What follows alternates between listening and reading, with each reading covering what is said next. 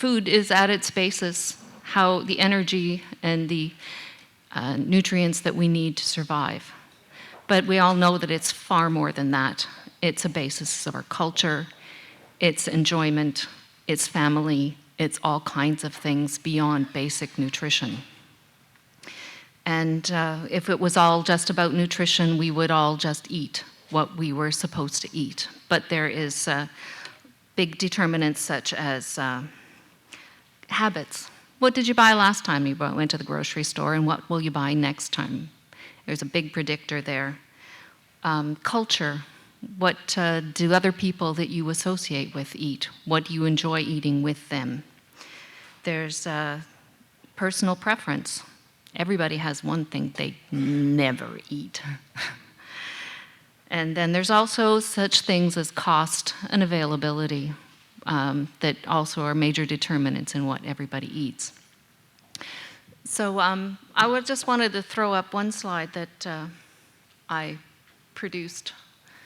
Well, maybe a couple. This one is what is the actual the commodities that we eat in terms of in Canada. So this is 2016 data that comes from Stats Canada on the proportions of different things that we have in our diets. And you'll see that milk, eggs, meat, fish, and poultry make up a large portion of that pie diagram. And you'll see that nuts are a much smaller one. And pulses are so small they don't even show up.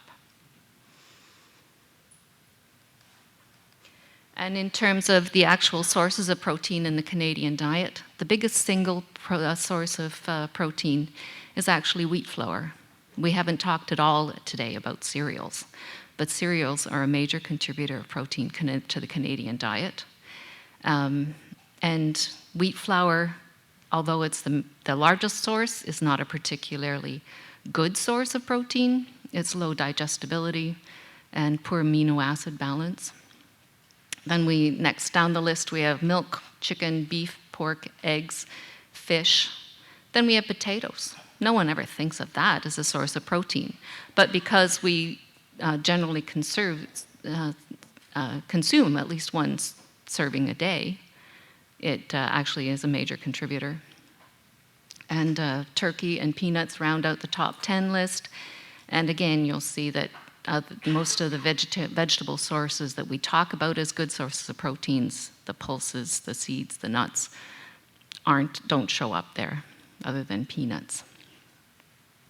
And so having given you that just for a little bit of context and how we what sources of protein are, we'll move on to our panelists. So our first panelist today is Mahshid Dehghan, who is an investigator with Nutritional Epidemiology Program, the Population Health Research Institute, and Senior Research Associate and Professor with the Department of Medicine at McMaster University.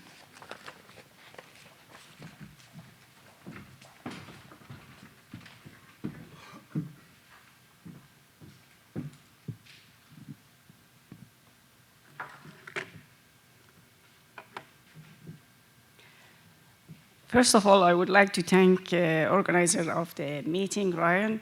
It's a great pleasure to be here.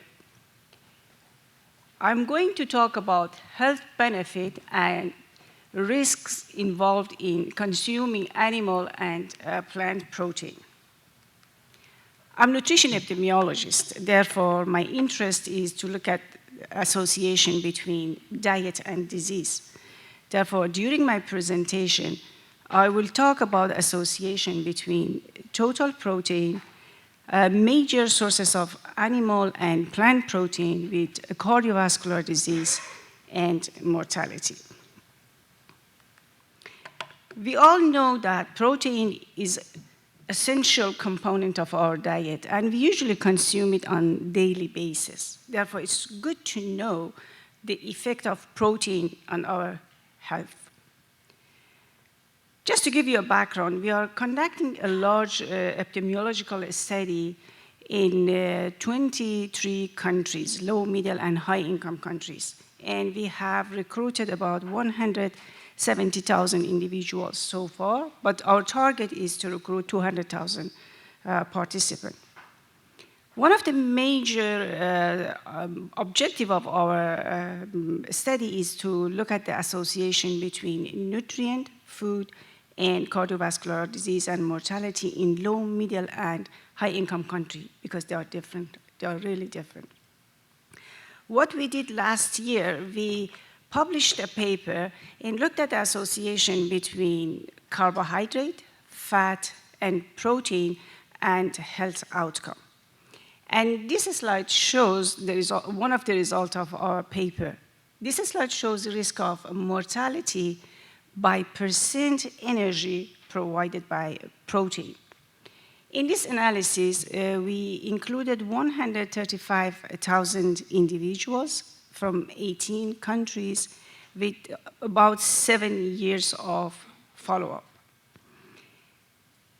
And to assess the association, we grouped individuals based on their intake into quintile. And we used the lowest quintile as our reference group.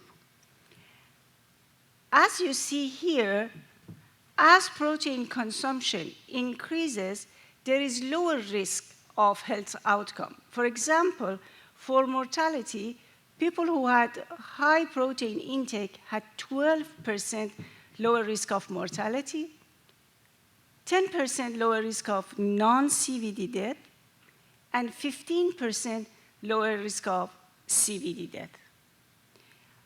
I would like to bring to your attention here that the lowest group was consuming 11% from protein, and the highest group were consuming 20%, about 20% energy from protein. And all models that I'm presenting here are adjusted for potential confounding factors such as age, smoking, education, and so on. But this is a reductionist approach when we look at the nutrient and health outcome, and may not be the best approach because we eat food, and food has many components. Some are beneficial, some are harmful. Therefore, it's better to look at the sources of protein. And one of the good sources is dairy. A recent meta-analysis published by Alexandra in the British Journal of Nutrition included 45,000 individuals, 45,000 individuals from 5 cohort studies with 15 to 20 years of follow-up. And result of meta-analysis showed that those who had a higher protein consumption had 12% lower risk of cardiovascular disease. We did the same analysis using pure data. In this analysis that we published in September in the Journal of Lancet, we included 136,000 individuals from 21 countries with 9 years of follow-up. We grouped individuals based on their consumption into 0, less than 1, 1 to 2, and more than 2 servings per day, and used the lowest group as our reference group. Again, you see that those who had 2 to 3 servings of dairy had 16% lower risk of composite outcome. Composite is the composite of mortality and major CVD. For mortality, again, we see higher consumption was associated with 17% lower risk. For major CVD, it was related to 22% lower risk, and the association was stronger for stroke.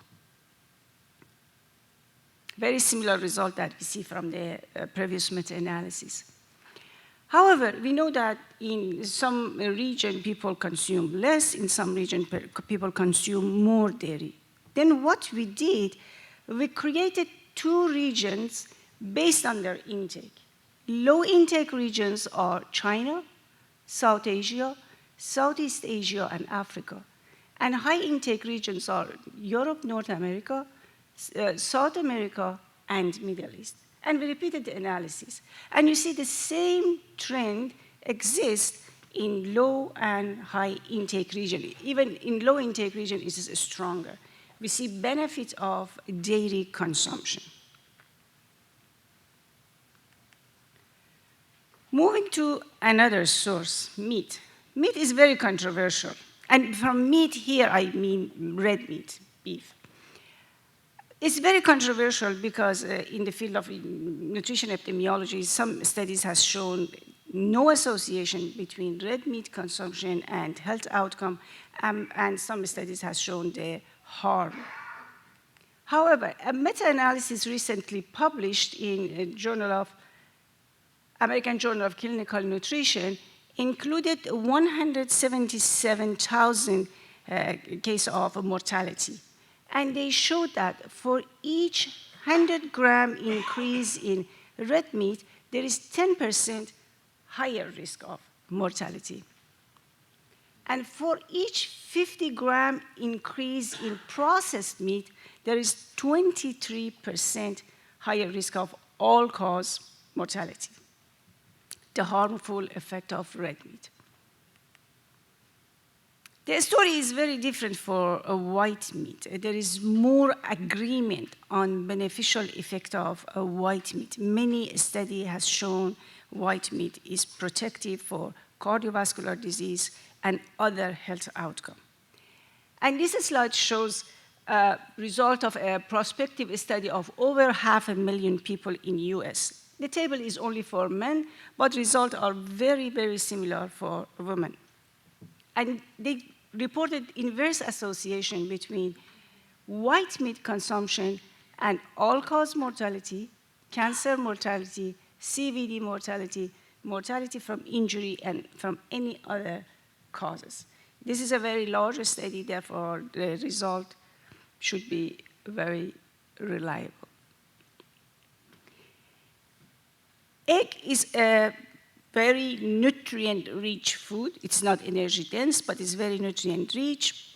But for many years, we've been told to limit our egg consumption, with the assumption that increased egg consumption increases total cholesterol, cause atherosclerosis leading to coronary heart disease. But there is no evidence about this traditional thinking. And there are many studies which have shown no association between egg consumption and risk of coronary heart disease. And this is a meta-analysis published in the British Journal of Nutrition, and they showed that 1 egg per day was not associated with risk of coronary heart disease. In fact, the risk ratio is 0.99 with confidence interval of 0.85 to 116. And for stroke, we see trend toward lower risk. The risk ratio is 0.91 with confidence interval of 0.81 and 1.02. For a stroke, we see that stroke behaves differently, and for saturated fat also we see it's really protective for a stroke. Legumes are a very good source of protein, and what we did last year, we looked at the association between legume and mortality. On the right you see, and the result, major CVD, left and right, right is major CVD. And we reported that people who had 1 serving of legume per day had 26% lower risk of mortality and 17% lower risk of major CVD. In conclusion, higher total protein, dairy, white meat, and legume consumption were associated with lower risk of mortality and cardiovascular disease. Higher intake of red meat and processed meat were associated with higher risk of mortality. Proteins are essential macronutrient, and my belief is that we need to encourage people to consume it, but in a moderation. Thank you very much.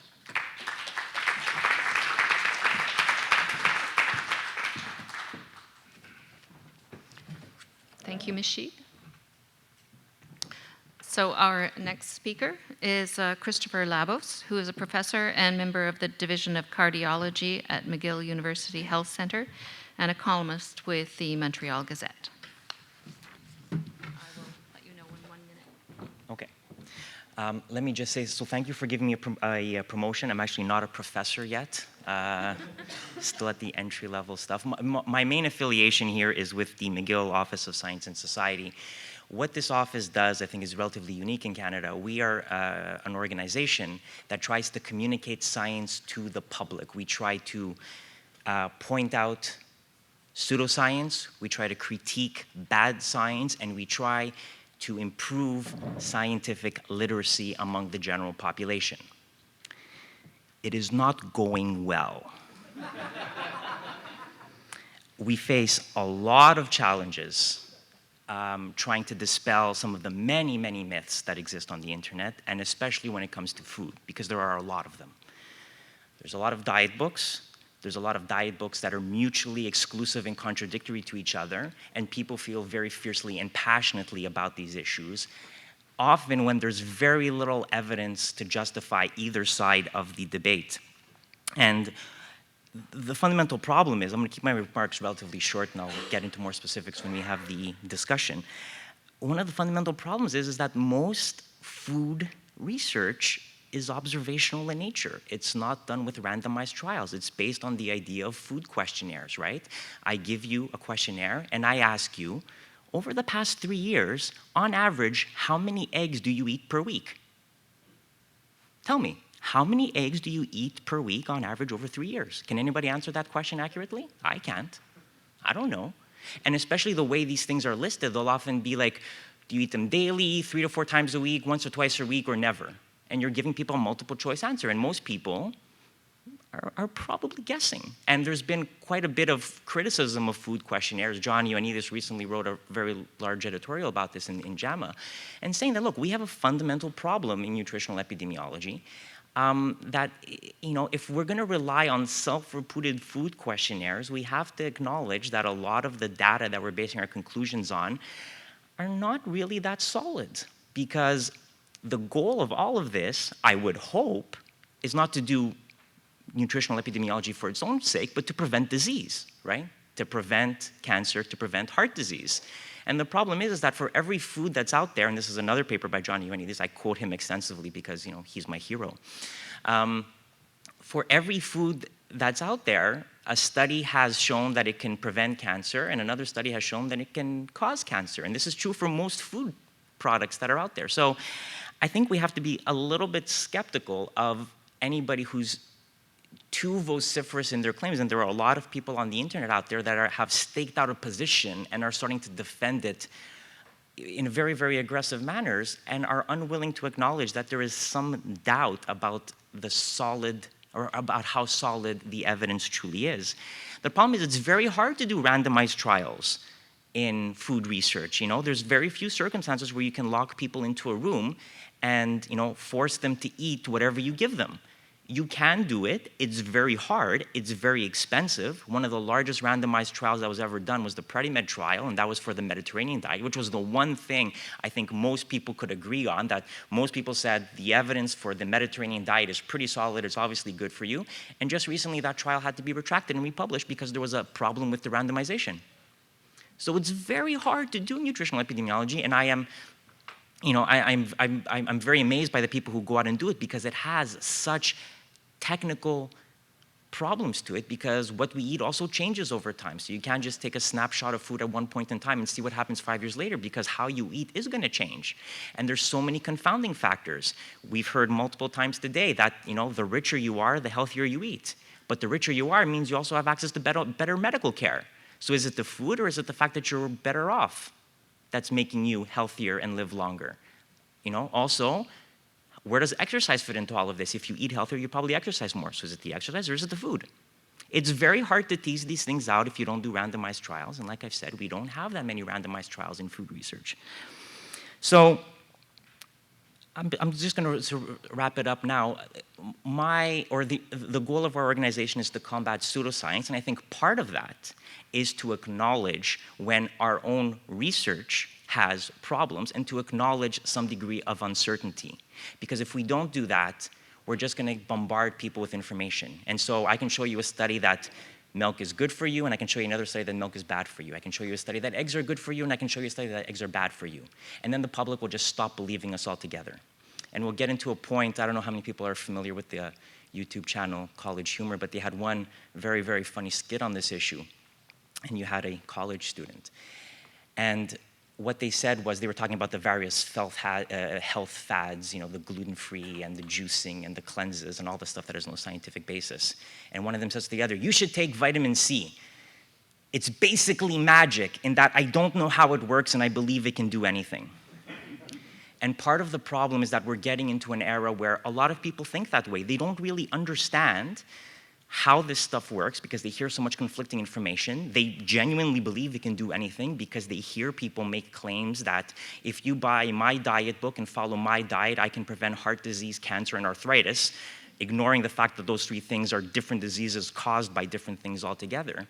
But it's very tempting to give people simple solutions to complex problems. And so this, what we often jokingly refer to in the SciComm community as, the one cause to rule them all. That's very attractive to people, and I think a lot of people out there are going to promote this idea of the one cause to rule them all, and our job as scientists, as people who interact with the public, is one, to interact with the public more and to spread good information to try to combat the amount of bad information that is out there. So I look forward to taking your questions during the panel discussion.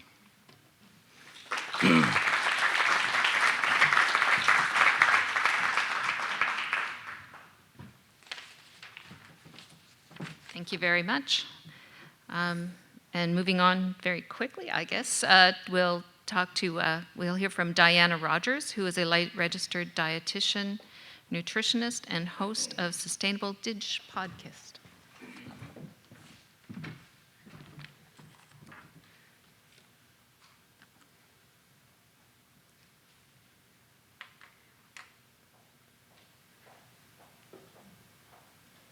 I really like red meat.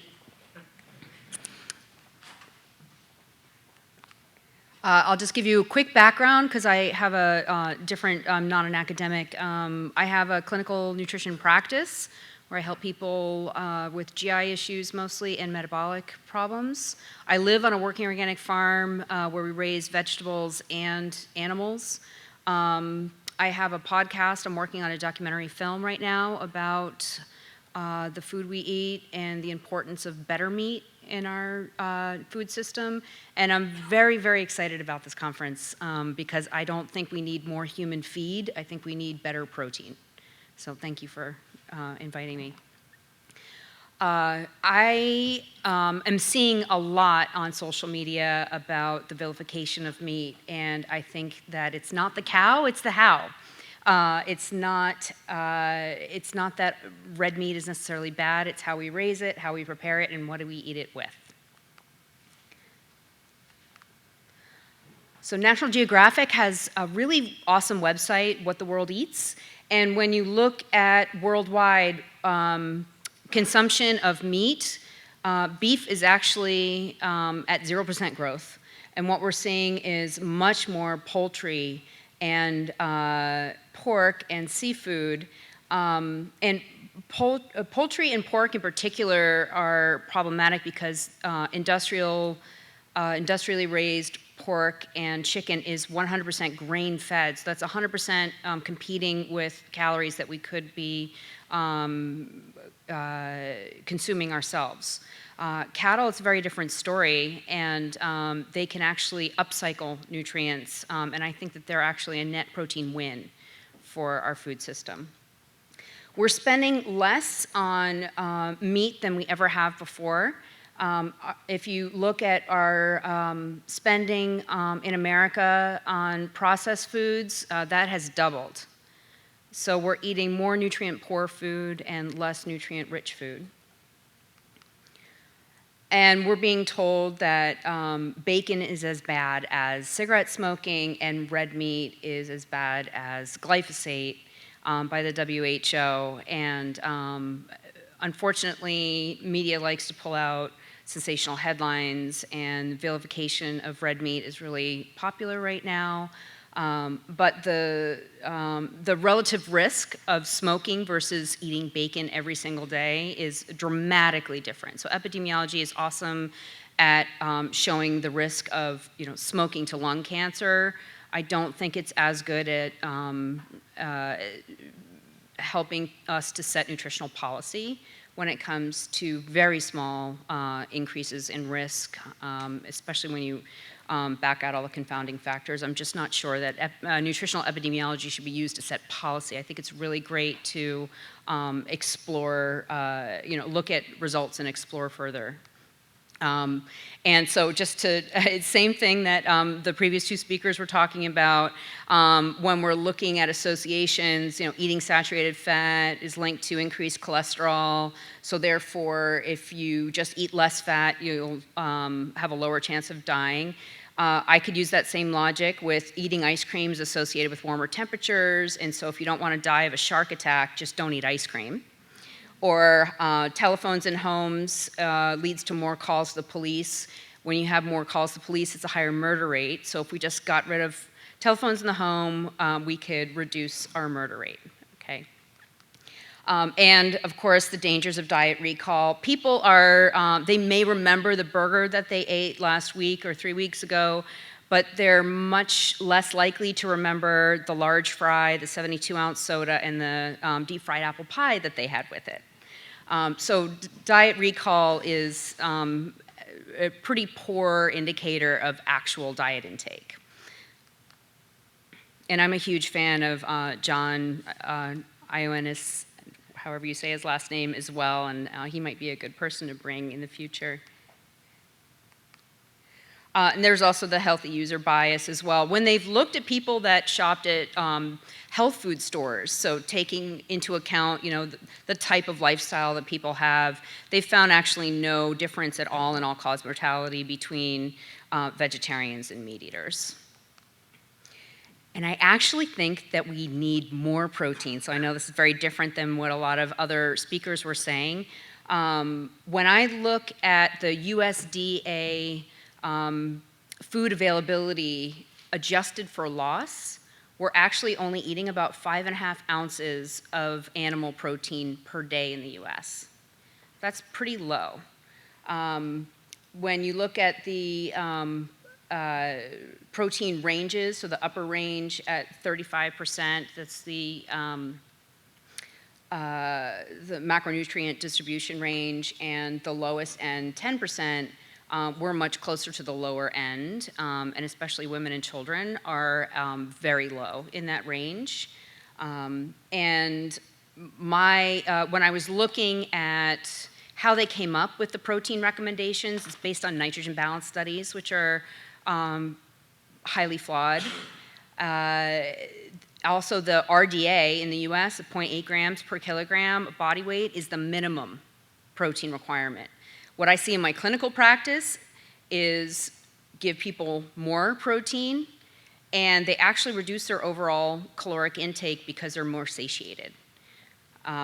So when we eat less protein, we have to fill it up in some way, and that's either more fat or more usually ultra-processed carbohydrates, which is what we're seeing in America. And now we have more than half of Americans overweight or obese. And I'm not the only one who thinks this. There was an article in the New York Times. We need double the protein, especially if we're over 40. So I'm not just this rogue, crazy protein evangelist. It's actually, this came out actually after I did a lot of research into our protein requirement and how the recommendations are actually based on pretty poor science. And then when we look at how are we going to get 1.6 grams per kilogram of body weight, meat is a really awesome source. So protein per serving, the meat wins. I mean, we've got lentils is one of the best plant-based sources, but that's only 18 grams of protein per serving. And then we go down from there. And what I don't have in here actually is the caloric, I have this on my blog, but the caloric expense of these protein calories. So It's about 200 calories worth of beef for 30 grams of protein, or 700 calories worth of peanut butter.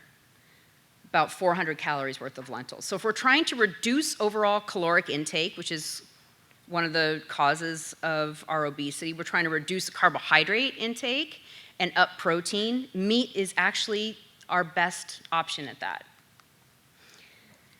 And then we've got iron and B12 as some of the leading nutrient deficiencies worldwide. Red meat is the best source of B12 and iron, and that's, the Academy of Nutrition and Dietetics agrees with me on that one.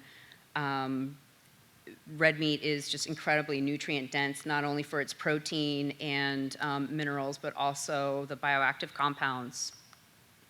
Organ meat in particular is also incredibly nutrient dense. We're not eating enough of it.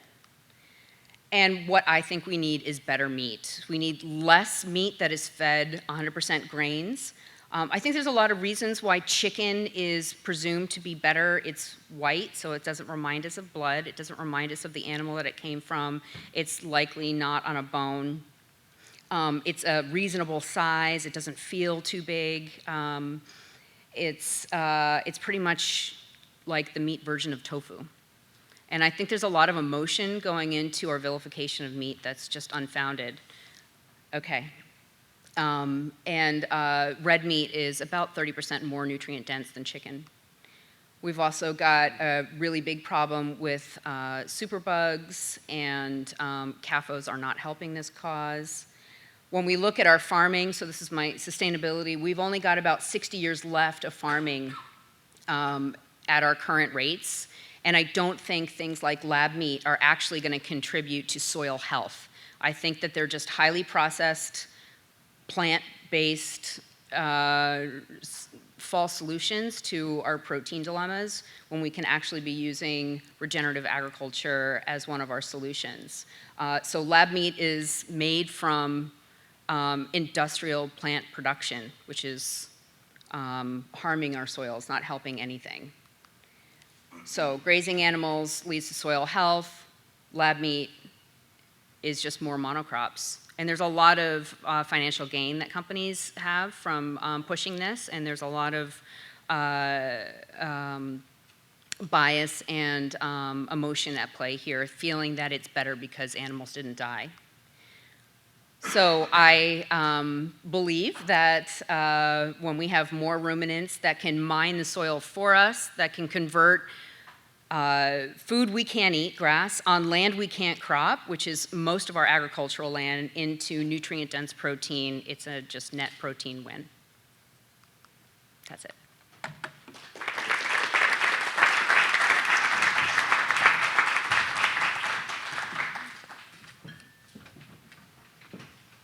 Thank you very much. It seems like we do have a diversity of attitudes here. Okay, so our next speaker, fourth in the session, is Anna Kate Shoveler, who is an assistant professor of animal biosciences at the University of Guelph.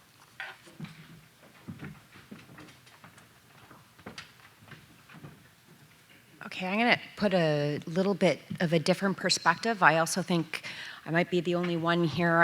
I sit in a cluster of all animal nutritionists. So I sit beside the beef nutritionist and the dairy nutritionist and the swine nutritionist and the poultry nutritionist and the aquatics nutritionist. And together, we unifiedly look at nutrition different than human nutrition. So I hope I bring a little bit of that perspective to you today as well. And so, similar to what everybody else has done, we have a lot of information pushed to us, and I can find almost anything on the internet to fit my narrative of what I'm going to choose to pick at the grocery store and to put on the table for my family. And so on one hand here, we have the top 11 protein foods, and you can see here that it's predominantly animal-based, lentils, just similar to the other data right behind that. But I can also search for meatless alternatives, and then I'm gonna get nuts and dairy. But I can also search for all the things that I shouldn't eat. And I have an interesting perspective because I spend a lot of time in the pet food industry and working on how that industry is reflective of both animal agriculture and human nutrition. And we started about 10 years ago calling them the Nono Diets. Don't put corn in it. Don't put animal byproducts in it. And when I was, when that kind of saying came about, I was working for Procter & Gamble, who, not surprisingly, their motto is consumer knows best. And this really has driven to a lot of the other points, how we've decided to design the foods that we make for not only pets, but also humans. And so we see a lot of advertising on our pet foods about does not contain X, Y, and Z, or Z. Sorry, you can tell I spent a couple years in the States. I have some really funny sayings too that not good. So one of the things that I think is really interesting is that when we look at the government of Canada's Build a Healthy Meal, we see here fruits and vegetables, grain products, meat, and I'm going to bring up alternatives here because it's very important. We are recommending alternatives, but I'm going to tell you a problem that we have in actually communicating that to the consumer. And so the other problem that I see is here, this is my family, and our healthy plate looks very different. And to me, and probably all the dietitians in the room, this makes a ton of sense. Of course my son has more meat and alternatives on his plate because he has a higher protein requirement than we do. And that's because he's depositing protein, he's just not maintaining protein. And so it makes sense that if you have kids, you probably know that they hit the meat a lot harder than you want to hit the meat, and that's partly because of their requirements as well. And I always like to throw my husband under the bus here with his choice of the amount of grain products he chooses in contrast to the fruits and vegetables that I choose. So this is a little bit of a snapshot about the marketing and the consumer narrative that has gone around pet food, which if I had have had time to pepper this in, right now in the United States, there's a monstrous issue going on with pet food, primarily targeted at foods that went grain-free, with the implication that the increased consumption of legumes and potato is underpinning a cardiovascular disease in dogs. There are soft recalls being made. There is pandemonium, absolute pandemonium in the pet food industry. And all of this is so interesting to me because it was all a consumer-driven kind of change in the industry. And I hear all the time, I start teaching pet nutrition, and my students say, well, if I wouldn't want to eat it, aka byproduct, right, organ meat as a great example, why would my dog? And then I remind them that the dog's second most preferred food is your feces. That's why they became domesticated. So we have these conversations about the emotion of food, and we deny some fundamental facts that I think we should consider across our food chain. So a lot of my job and my colleagues' job is to look at ingredients and more specifically how we provide nutrients across the food chain. So we're all talking about ingredients. Animal nutritionists, we formulate to nutrients. We use ingredients to hit nutrient targets. And that's why we can't eat hay and harvest energy and protein. We don't want to eat all the little bits and pieces that are coming from food, animal proteins that you don't eat, but we can send them to a renderer, and we can make bacterially stable meat meals, meat oils, and we can use them across our food chain. So I want you to not forget about all these byproducts, which is about half of the animal agricultural industry. And then we have Entimo here. I work a lot with EnviroFlight in the United States. We're looking at black soldier fly larvae. And think beyond protein. There is a really high amount of lauric acid in black soldier fly larvae, and this is an antimicrobial oil. And so there are duplicitous reasons why we should look at other alternatives, such as removing antibiotics from our animal food chain and replacing them with a healthier choice that can actually help combat antimicrobial resistance. And so part of why I'm here is my Food from Thought and now my swine cluster projects are all looking at protein quality and asking the questions about comparing different kinds of approaches. And we've already had nitrogen balance as the underpinning for amino acid and protein requirements. I also work on amino acid and protein requirements in many animals. And then the reason I do that is we're talking about protein content, we're talking about amino acid composition, and we're talking about protein and amino acid availability. I've heard all those today.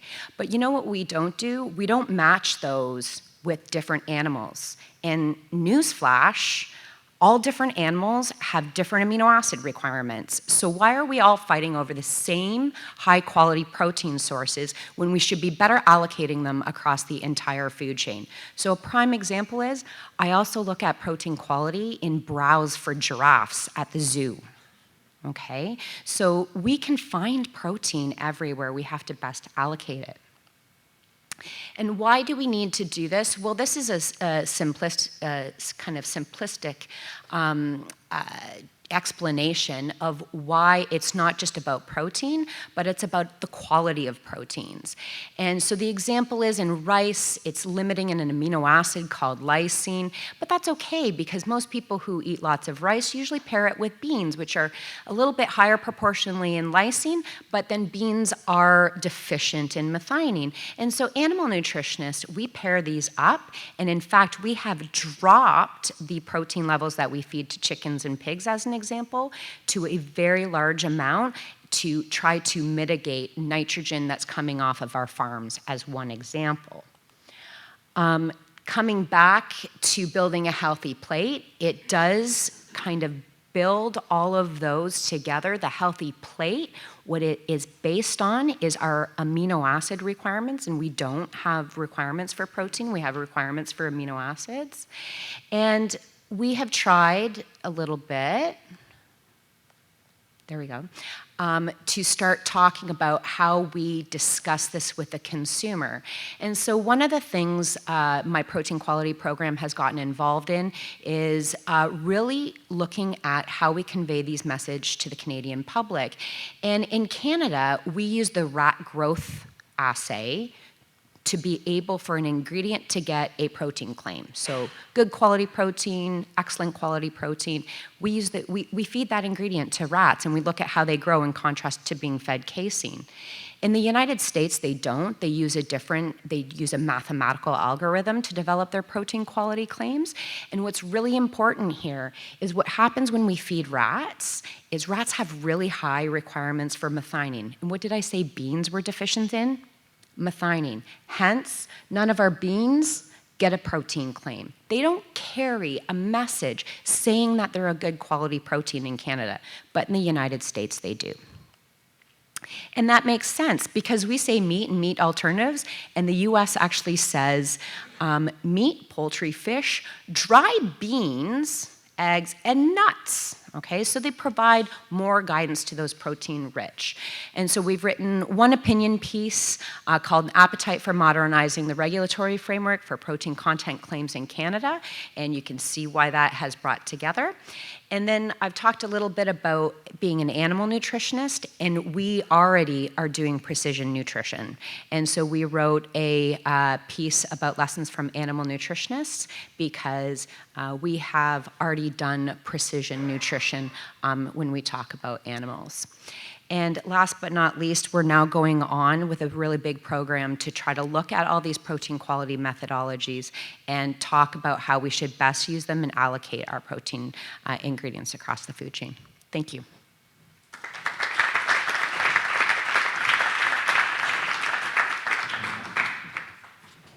So thank you very much to all of our speakers. That was very informative, and I'm sure that everyone learned something.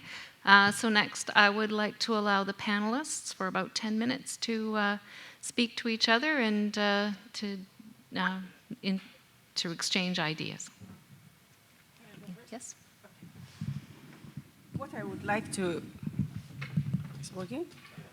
What I would like to emphasize is that food frequency questionnaire that we use to measure diet of people in large epidemiological study, we do not ask during last 3 years. We ask during last year, how often did you have milk? And my friend forgot that FFQ is not measure of absolute intake. It's good for ranking individual. If in this room, I ask you, how often do you drink milk? Many of you, you know that you drink milk maybe once a week, twice a week, 3 times a week, and there are some people who do not drink milk. This is the way that we do the analysis. This is the way of ranking individual, distinguishing or discriminating between people who consume milk and those who do not consume milk. And this is the reason that we do categorical analysis. We don't do continuous variable analysis. This is one point. The other point about nutrition epidemiology, this is a very new science. It's a 50 years old, and science evolve. You see that message change about dairy. First of all, the design of studies are different. There are many smaller studies which measure diet and have their result published, which is nothing wrong with that. Therefore, the design is different. The population is different. Majority of our knowledge are from Western countries, North America and Europe, and when information comes from other part of the world, non-Western countries, their consumption is different. Therefore, you see different results. It's not a surprise. Change in science, it is very natural. In medicine, we don't behave the way that we used to behave 50 years ago. You physician, I don't think you treat your patient or surgeon, they don't do the surgery now the way that they used to do it 50 years ago. This is the nature of science. It's not just nutrition epidemiology, but because nutrition epidemiology is very young, 50 years old is nothing in the science, you see lots of up and down, and very normal. Randomized trial is the best, is gold. There is no discussion about it. But randomized trial can be used to see effect of diet on risk marker. You can ask people to participate in a randomized trial for, let's say, 6 months or 7 months, and feed them, give them high-fat diet, low-fat diet, dairy, non-dairy diet, and see change in blood pressure, blood lipids, risk marker. But if you want to do a randomized trial for cancer, you need to put people on diet for 20 years. It's a chronic disease, doesn't happen overnight. Cardiovascular disease doesn't happen overnight. Therefore, although we all agree that randomized trials are the best, they are gold standard, but in nutrition epidemiology, it's very difficult to do it. Women's Health Initiative spent billions of dollars on randomized trial. Didn't work. Predimed, they did their best, and to my belief, there is one of the best, but they found that there were problems with their randomization because it is very difficult for people to follow your advice for 5, 10 years, for a long period of time. Okay, thank you very much. Thank you.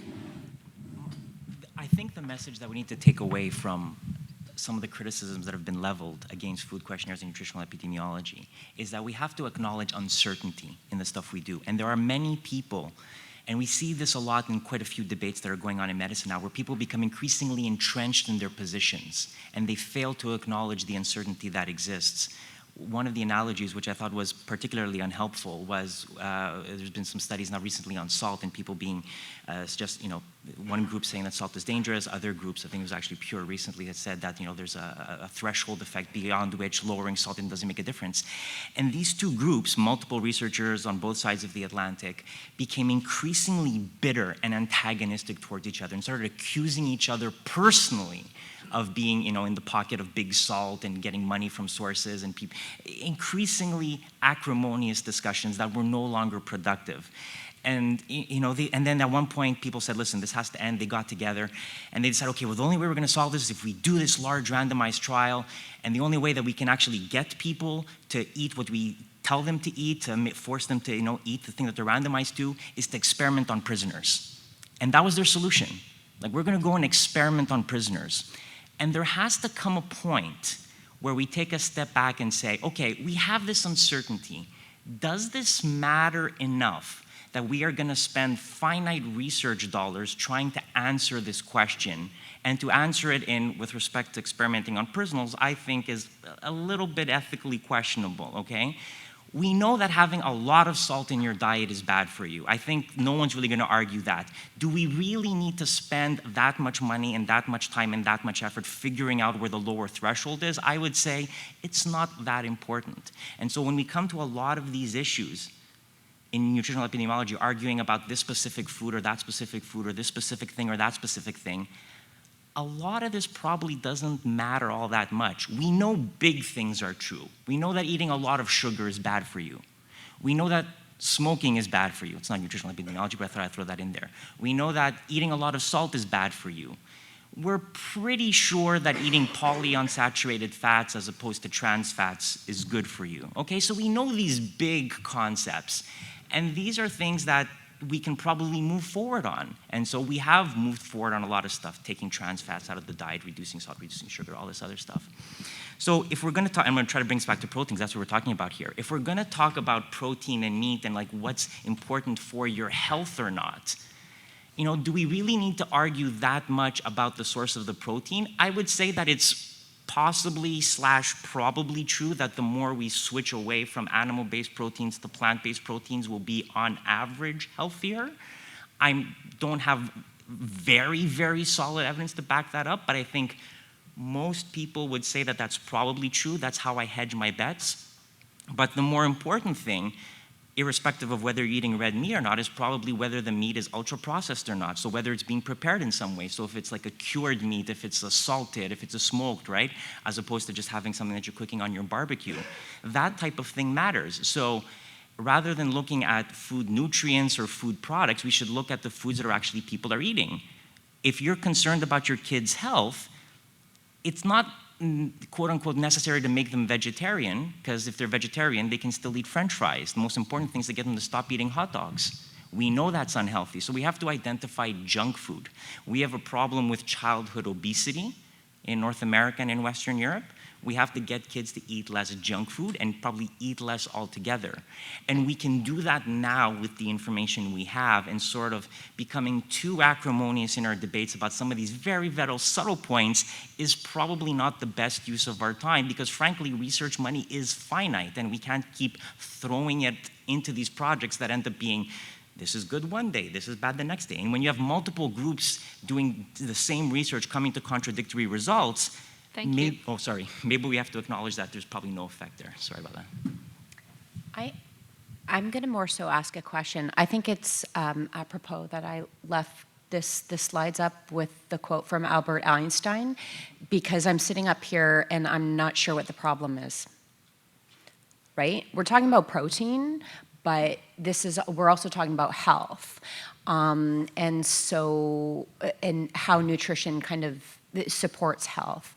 So I think maybe we could all agree that the biggest problem between nutrition and health right now is hands down overall energy consumption. Yeah.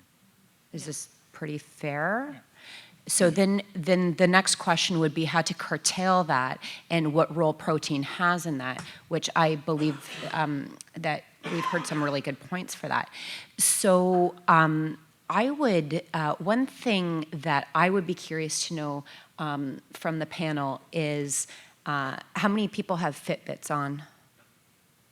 I just didn't put mine on this morning, but we Fitbit most of our ag animals at Guelph, as an example. And not only that, but we also put indwelling biosensors in, so we can tell when they're hungry, when they need to lactate if they're a dairy cow, whether they have subacute disease.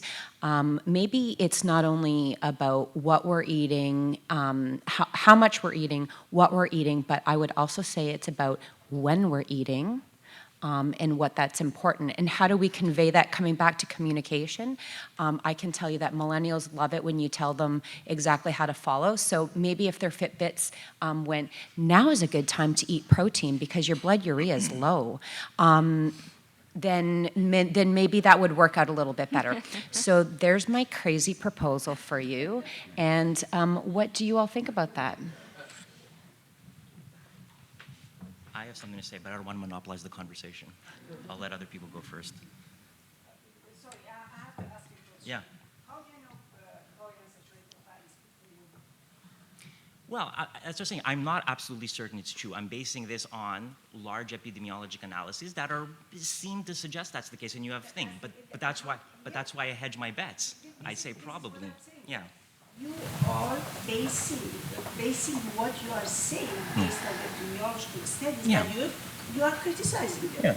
This is my point, that it is really bad to confuse people. We are not saying that. Yeah, I don't need to. It's bad to confuse people or attack groups because they are doing something differently. They are all still knowledge that we have started from measuring diet by the food frequency questionnaire.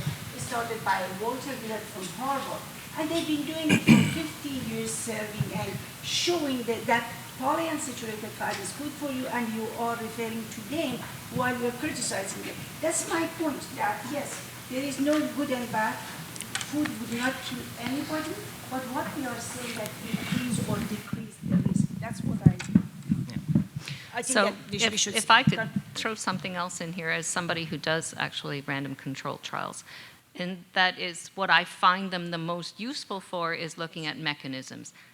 For over a course of like 1 to 6 months, if you increase a particular food, a particular active ingredient in the diet, how does that actually change your metabolism? So they're not good for long-term looking at dietary patterns. But because all of these things are based on the medical model, that's what is used as the gold standard. When in food and nutrition research, they're actually serve completely different purposes. So let me answer your question there. You were talking about the Fitbit. I have an issue with Fitbits, like I have an issue with most things, because I hate everything.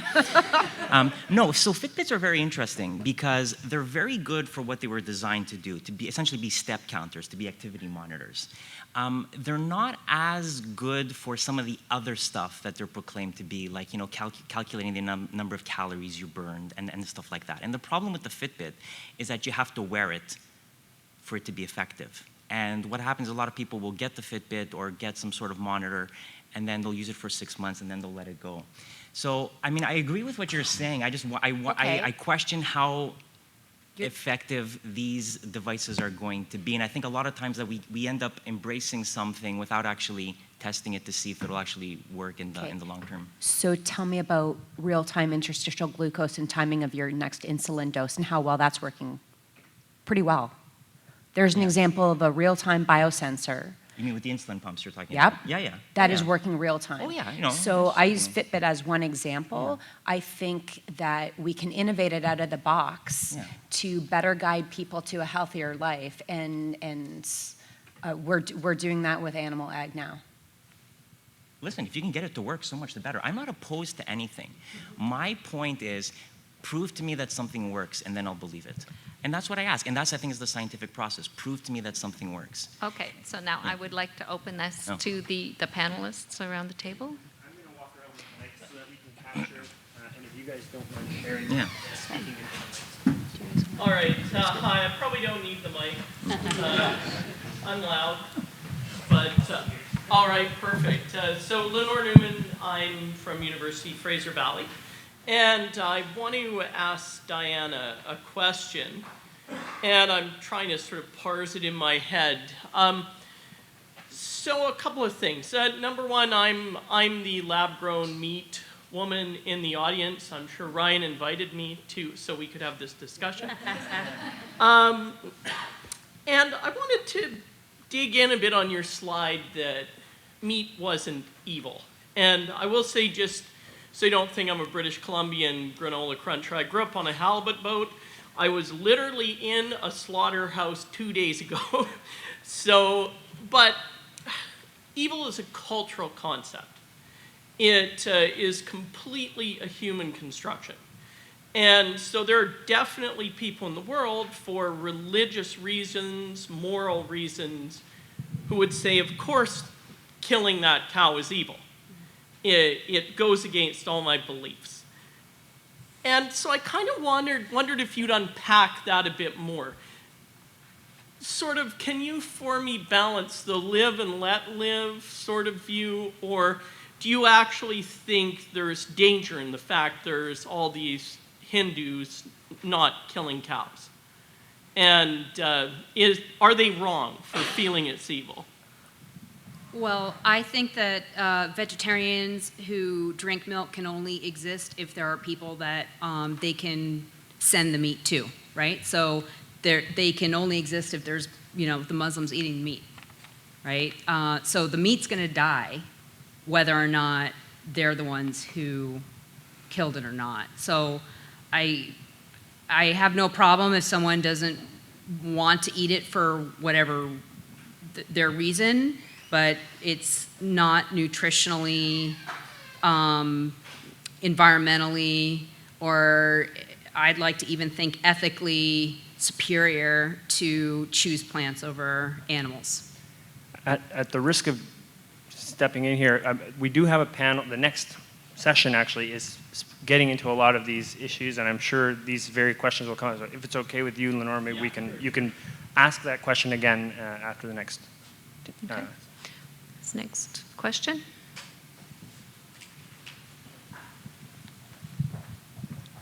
At the back. Hi. I just have a question, about the attitude towards research. I find that as a consumer, when I read kind of research, it's more about what is kind of like the best thing. This is a superfood. This is going to change everything.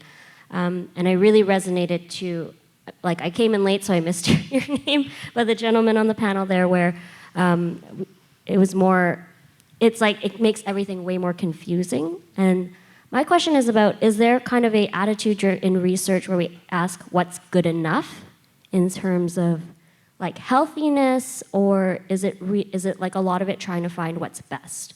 Because I find that if you're looking at what's best, it's very energy intensive, and for everybody to consume what's best, I think it would be really hard on the environment. So that's my question.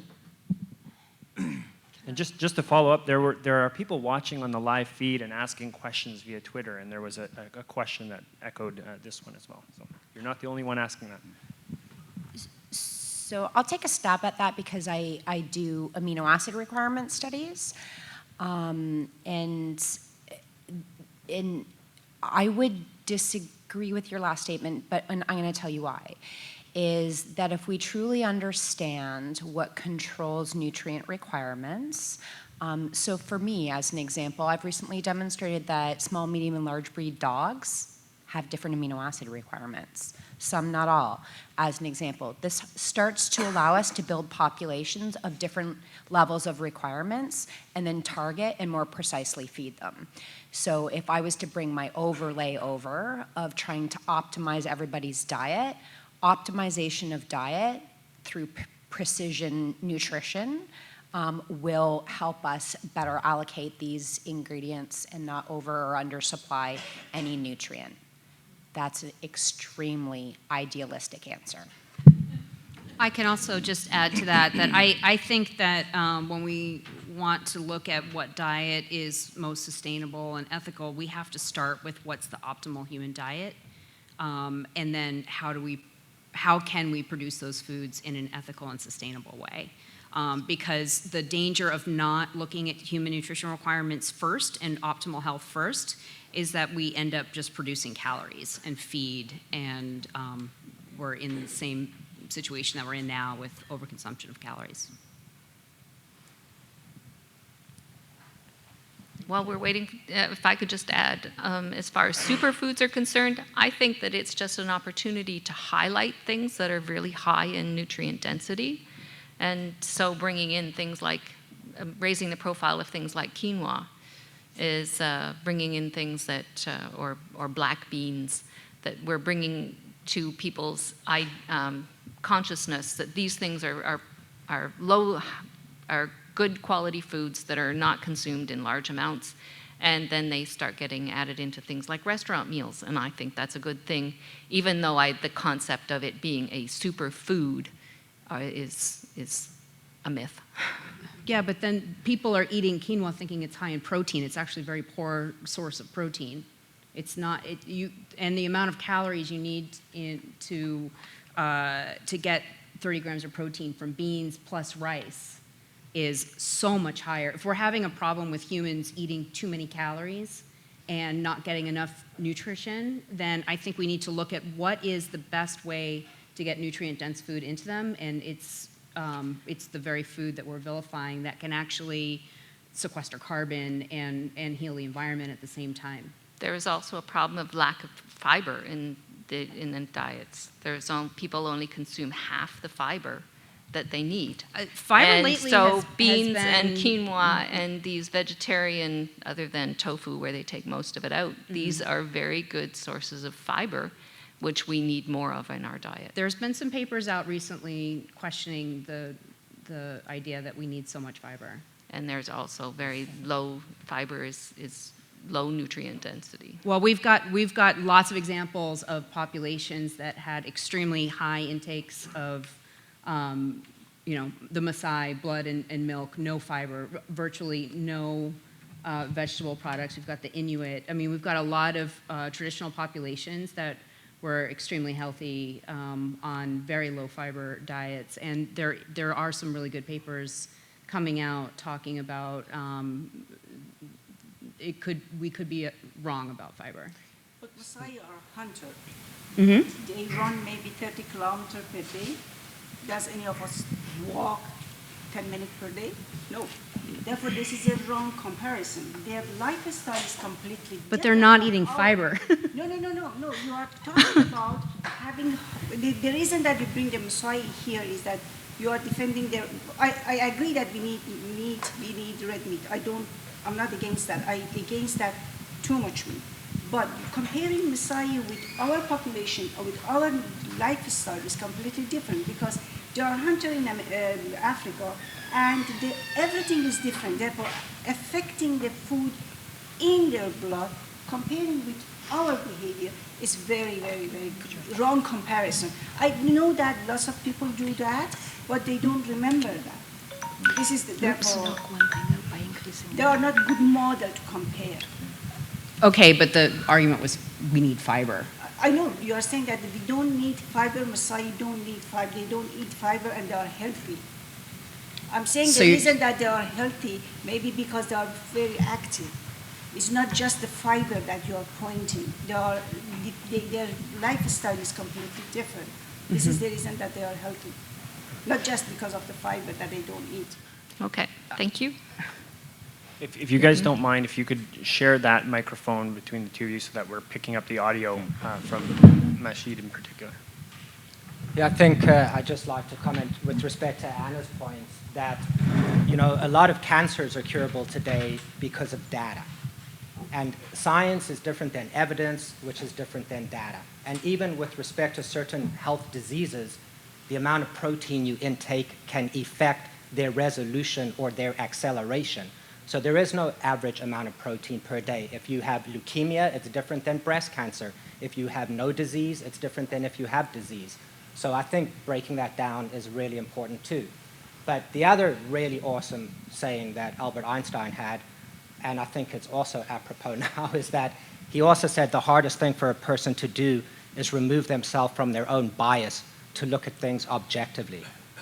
And I consider that almost every day teaching. I teach at the Chiropractic College and involved in research, and now obviously running this bug business. But, and I think that we should all challenge ourselves to consider what Einstein was saying and how can we better remove ourselves from our bias to look at data and look at evidence more objectively. Somebody else? Yeah, I'm wondering if each of the panelists could also address the issue of, let's call it corporate capture. I don't think it's specific to your discipline. I think in general in society, we've seen a shift towards more, let's say, more practical or more business-focused research in universities and elsewhere.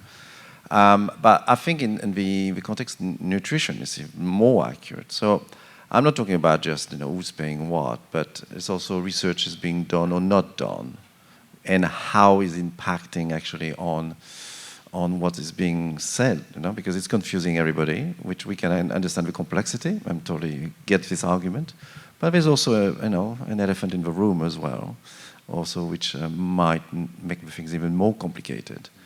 So I'd just like to know if each of you could maybe address briefly on if it's an issue, how you deal with it, what's the impact of that? I think you've raised a very, very good point. Research costs money, and that money has to come from somewhere. And although we as a population say that we want good scientific research, we are surprisingly unwilling to pay for it with higher taxes. And governments, when they're trying to cut their budgets, will cut scientific research. That has happened. And there's a problem. If we go to private interests to fund our research, we risk introducing bias into that research, whether consciously or subconsciously. And it's an issue that has happened and continues to happen. And whether it's with food producers influencing food research, which has happened, or whether it's with the pharmaceutical industry affecting research in the certain medications, that has happened as well. I don't know how to resolve the problem, unfortunately. I think what we need to do is we need to be a lot more open about disclosures, be a lot more open about where the money is coming from, and try as much as possible to limit that association. We should not have academic researchers beholden to private interests for their research funding. That's an idealized thing. Unfortunately, I don't know how to solve the problem unless governments become a lot more proactive in funding research. But I agree with you. I just don't know how to solve the problem. There's also status quo bias as well. So there's less funding going into research that is questioning things like Mediterranean diet, which is extremely popular, and everyone's kind of comfortable with it because there's not a lot of red meat. Very fish is given a pass, and heavy grain consumption is assumed to be more pure than eating red meat, which is so evil and bad, right? So I think it's harder to get funding for research if you're just questioning basic ideas. And Kate? I'm going to give you a little bit of perspective because I've worked in government, industry, and back in academia. I think first and foremost, especially in our academic programs, whether that's undergraduate or graduate school, we have to impress the importance about the commitment that you make when you become a scientist. Similar to board certification in the people who practice, whether those be physicians, veterinarians, chiropractors. And there's some really interesting literature on when scientists have been forced to take off their scientific hat. The Challenger launch was a great one where the scientists said, I'm feeling uncomfortable. We haven't tested those gaskets at this. Well, put your business hat on. We're going to lose a lot of money if we don't launch this. And what did he do? He took his scientific hat on, put his business hat on. What happened? Blew up. Bad. So we have to remember that it is also our moral responsibility as scientists to fight for the right research questions, and that's why we have checks and balances. I won't do any work that isn't publishable, as an example. You come to me, you really want me to do something, and it's not publishable, either you're going to pay a ridiculous amount that will fund my lab for the next 5 years, or I'm not taking it. So we also have to remember it's academia's responsibility to make sure that we do the right research with the right questions and the right partners. In food, I can tell you that, as an example, I'm doing a bunch of stuff on legumes and I'm doing a bunch of stuff on insects, and it's the pulse groups in Canada and it's the insect farmers that are funding it. They will have to prove the value of their ingredient before it's taken up by the industry. So that's where the funding has changed. Mahshid, did you have anything? Only one point that we know that funding is limited, especially for epidemiological studies and nutrition. And I do see the opportunity to receive funding from food industry as long as you don't let them do your analyses. You have the ownership of your data, and you have your question ahead of time. This is what people do for drug. Therefore, they get money from pharma company, they test their drug, and there's nothing wrong with that. With nutrition epidemiology, we can do that because we know that research funding is very limited. Question here? So thank you for that. I'm going to ask a question blending the first panel with yours. So I'd like to hear more from you about getting the world fed. And I'm not hearing much about the reality that we have higher levels of diseases around the world in Canada, and I'm from Nova Scotia, unacceptable levels. We spend more than 50% of our budgets on illness. That's a lot of money that could go to other things.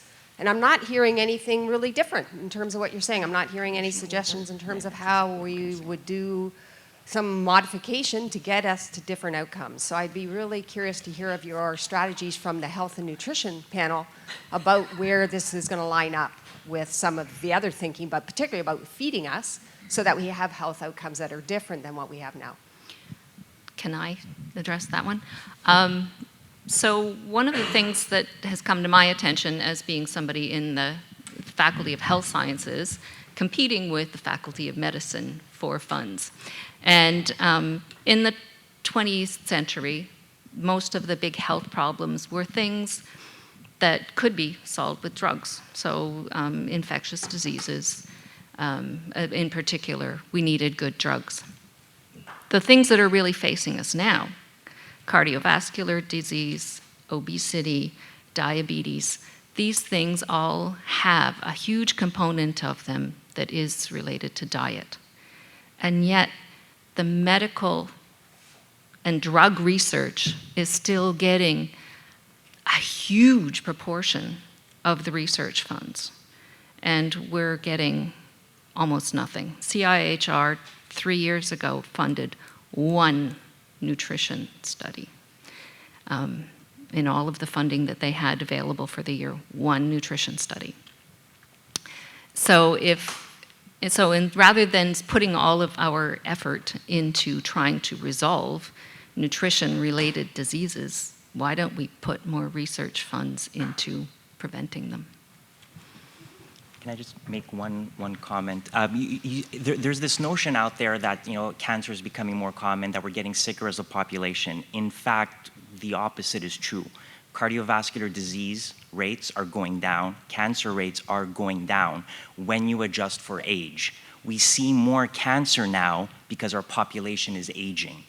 So the country is seeing more cancer, but your risk of developing cancer is lower today than it was 20, 30 years ago. So there's this notion that we're getting sicker, but in fact we're not, and it's because of the triumphs of epidemiology and public health in getting people to lead healthier lives from a variety of reasons, right? So while all this stuff is important, it's very important to realize that we are actually better now than we have been in the past. Life expectancy is higher now than it has ever been, and we are it is very good to be alive. If somebody ever offers you a time machine to go live in the past, don't take them up on it. Things were worse in the past. They're much better today than they were. So yeah, it has been in the past a great idea to fund research that would extend life by, keeping people from dying of pneumonia and leukemia, or sorry, not leukemia, but something, these infectious diseases. But times have changed. I just wanted to add to that. Our overconsumption of highly processed, hyperpalatable foods is what is driving our obesity and diabetes epidemics. There was a very good study that looked at a ketogenic diet for this population. I'm not saying that everybody needs to be on a ketogenic diet, but here's a diet that's very high in animal products. 60% of the people in this study had remission from type 2 diabetes compared to the standard American Diabetes Association guidelines. Protein, animal fats can be very helpful in this. I think the biggest elephant in the room that people aren't talking about is our simple carbohydrate intake. It's just, sorry, I cut you. Go ahead. Well, I was just going to remind everybody that there's only been one thing that's ever been shown to extend life, which is calorie restriction, right? So to build on your point, it's not what, it's how much. Yeah, Sorry, and everything in moderation that we're telling people absolutely does not work in our modern food environment with these foods that are stimulating us to overconsume. On my end, perhaps it's a reaction, but it's a question as well. When we're talking about we, whom are we talking about? Because I see in the developing world that increase in chronic disease. And I know people whom the probabilities tell me, and they are much younger than I am, that will probably die at an earlier age than their parents or grandparents. And I'm not talking about DR Congo. I'm talking about Mexico or Brazil or Bolivia. When we talk about we, whom are we talking about? And we're seeing corporations like Nestle going into small towns in Brazil, discouraging breastfeeding and encouraging processed food.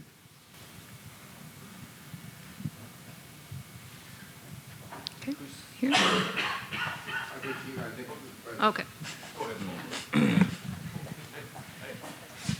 I'm going to tie back the question from the woman who was a consumer and relate a little bit to what Kate was saying earlier is, are we guilty sometimes of being too prescriptive and say, this is what you should eat or this is what you shouldn't eat, and say, here are our dietary requirements, here are some things to avoid.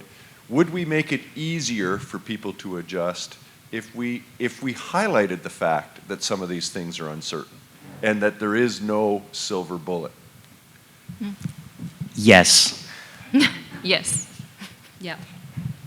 I was actually going to push that back on you and say, wouldn't that confuse them though? I say this because I spend a lot of time with undergraduate students, and if I start going into an avenue of, well, this is what we think, but now let me tell you about all these other variables that might play a role and need to be investigated, and whoa, that makes us super uncertain. They literally want to cry at the end of the lecture. So I don't know which one it is. So I'm more so asking for, how do we make sure that they'll feel comfortable with ambiguity and be confident that they will make the right decision, because they're certainly worried that they're going to make the wrong decision. I just think, given how many things we don't know, to tell, in the case of America with 6 to 12 servings of grains per day for all Americans, people aren't eating pearl barley when they're eating grains. They're eating highly processed grains, and it's not working. We're failing.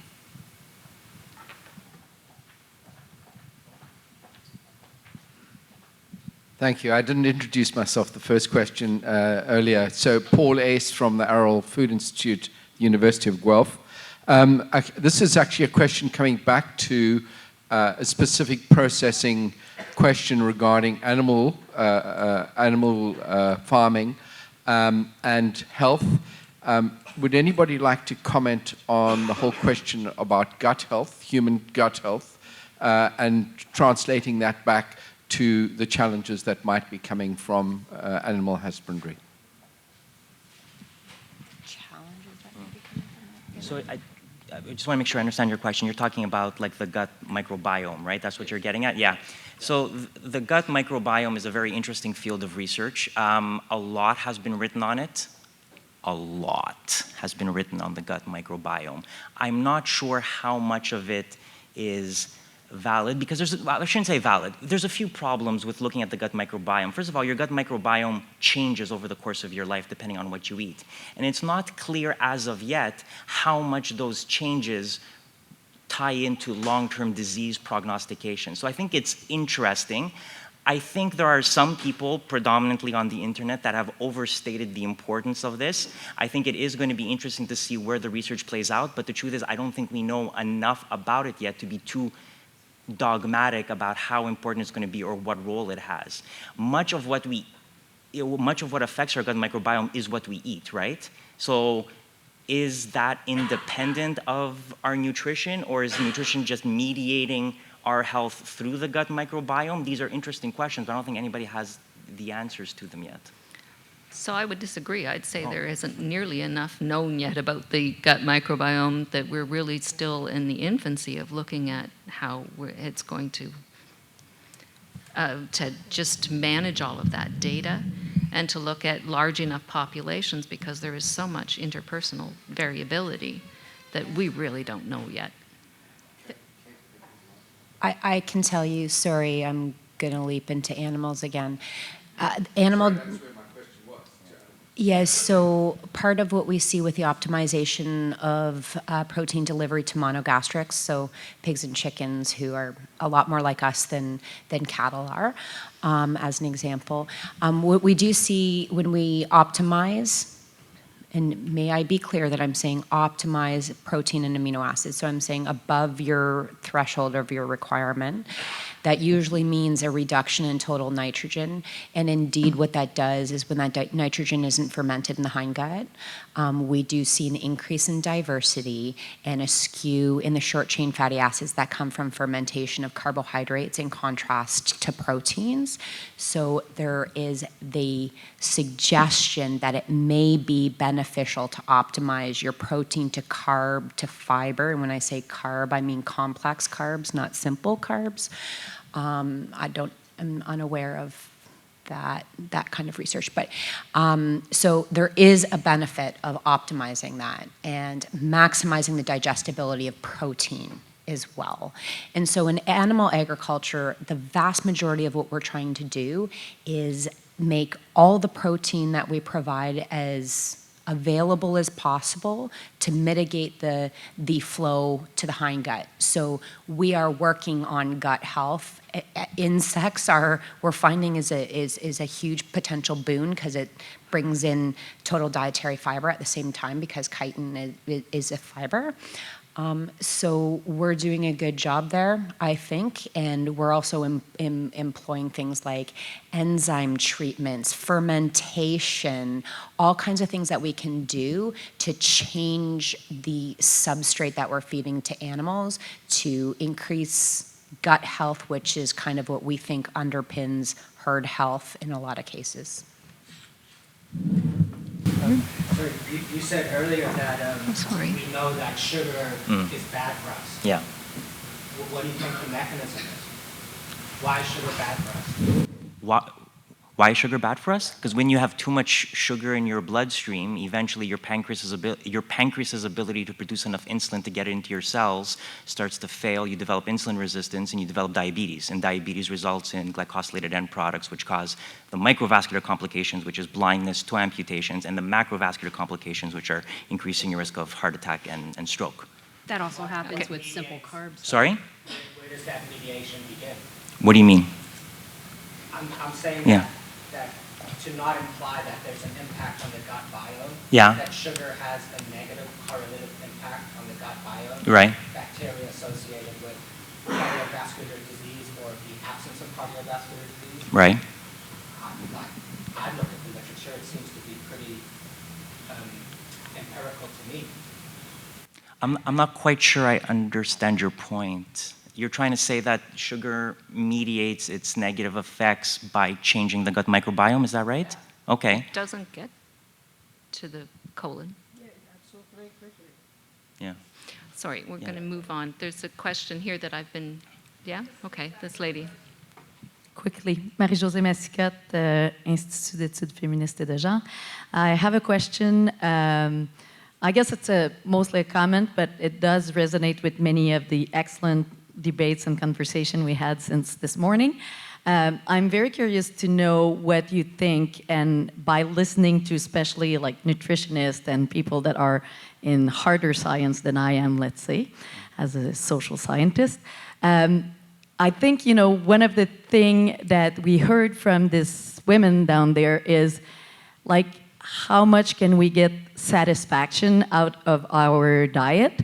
And then you were talking about how undergrad students really want to have specifics, and they like when they know, and the Fitbit and all of that. And I kind of get a lot of what you mean, but I also feel, and I may be wrong, as professors, that food literacy, and I would say agri-food literacy, is really what's lacking. And when you get into, at least for me, very detailed analysis, which are absolutely essential, I find fascinating to listen to you guys and get much more precise information on many of those amino acid, whatever. But then I'm looking at something like the Brazilian food guide that is talking about cultural patterns and talking about who has access to how much meat and what kind. And it is extremely context related. And I think many of those data that are super precise, and the Fitbit is certainly not accessible to most of us. And I'm also including Canadians as well. So I think those analyses are extremely important and maybe very helpful to think about sustainable future in our agri-food systems. So necessary, yes. But then what about this guide for the general populations that we can really, I think there is lots to be done in terms of literacy about agri-food systems. To me, this is like the beginning of the solution. And coming in with specific data on calories, I think is killing. And I hope that the next generation is going to be much better tooled to be able to make better choice. And that's what I'm trying to tell my kids. But I'm not sure coming in with lots of details about specifics may give them this freedom that they like as teenagers to be able to make some good choices. So just a comment, I guess. I think the strength of the Brazilian food guide is in how they discourage ultra-processed food intake and encourage home cooking. They actually say to buy from local farmers, to learn how to cook yourself, to teach other people how to cook. I think that's where the Brazilian, and yeah.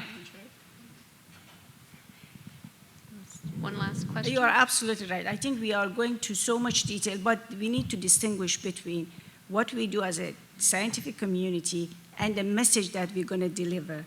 When we do between us here in this room, discussion is very different from when you want to deliver. Because when we're sitting here and we're talking about red meat consumption or ketogenic diet, this is for this room. For people in India or China that they do not have access, or if they do have access, they cannot afford a piece 30-gram meat per day, this is not a solution. Therefore, we have to customize population by population, affordability, accessibility, these are important. We cannot write a prescription for the whole world. And even in Canada, we have population who cannot afford meat. Therefore, telling them that this is really good for you is not a solution. You are absolutely right. It should be the message should be delivered to people when they can afford it, when it's accessible. Okay. So I mentioned earlier that the current levels of meat production, livestock, is not sustainable from a consumption level, possibly, but also from the way we produce it. And I wasn't suggesting we should just stop meat, animal ethics aside, it's not my... But Anna, you have a very sort of balanced look at, protein, and we keep equating protein and meat in the same, we keep interchanging it, but it's not the same thing. And I'm just curious maybe whether, Diana, you could clarify a little bit. I know you're worried about vilifying a beef. How much of a solution from a protein source for humans and sustainability is beef? Like, to what kind of levels do you think we can consume that and be sustainable and also healthy? And it might be something other people want to talk about as well. I think that looking at lab meat as a solution and that it's better when it's highly processed,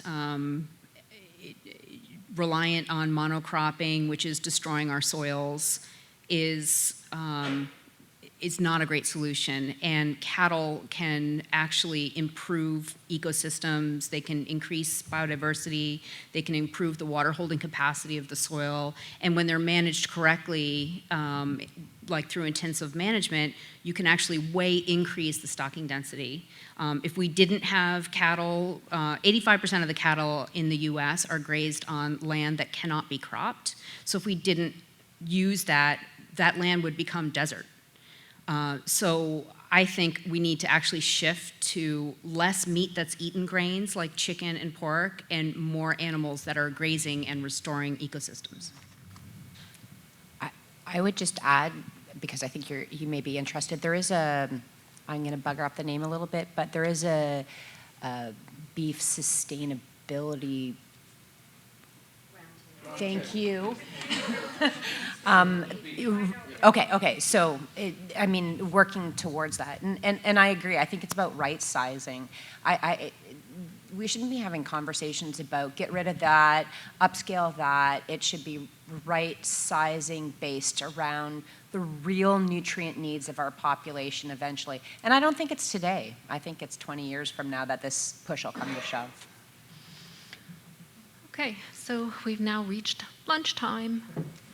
So unless there are any really burning questions, I think that I will hand it back to Jason to... No, I have nothing to add. There's food in the hallway. It might take a couple minutes to set up, but thank you to all the panelists for both morning sessions. I think we can give a round of applause to both panels for giving us a lot of food for thought.